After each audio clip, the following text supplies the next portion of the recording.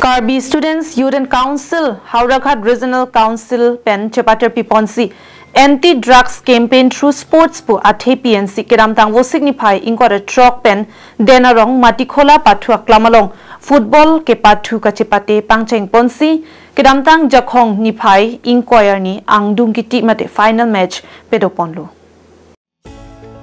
Labangso tournament along kaduka victory trokatera tum amen chethapdun si pathu bom wang pen Diamond Football Club la pen Royal Football Club atum angbong si angdung kiti ke pathu long pathu ponlo. Full time pathu data p Diamond FC 03 la pen Royal FC 02 chepalong ponsi angdung kiti ke pathu long Diamond FC atum goal 3/2 pen chepahai ponsi ke hai mate ke theknai anong e lapen tangka suri kep chepalong ponlo. Labangso final match mate angdung kiti ke pathu ponalong aluhi sarpo man pen KSYC CC amai phu sanjai timung kachitong tunalong manpeng aluhi aman pen KSYC CC kong chunbang longsodaing leng KSYC CC dunmai phu Albert Ingti denarong town committee chairman Prodibing T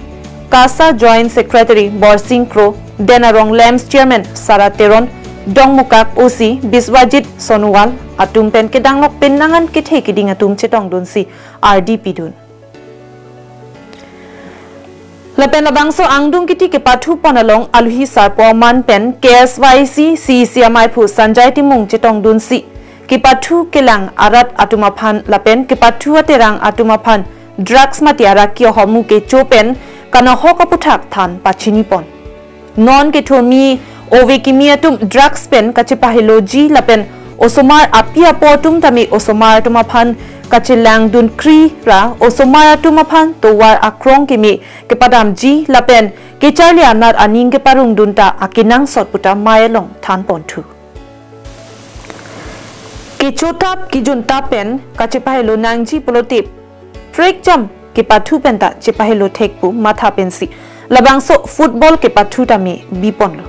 lasi osomar tumaphan ke panong pen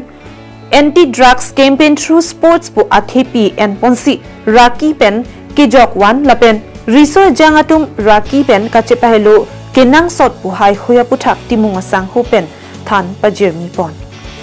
halapu Hauraghad Regional Council amai phu dhoni rong pi lapen chunbang pobitro rong pi atum pensi labangso a tournament kilang chari padu dunsi pichun ponlo.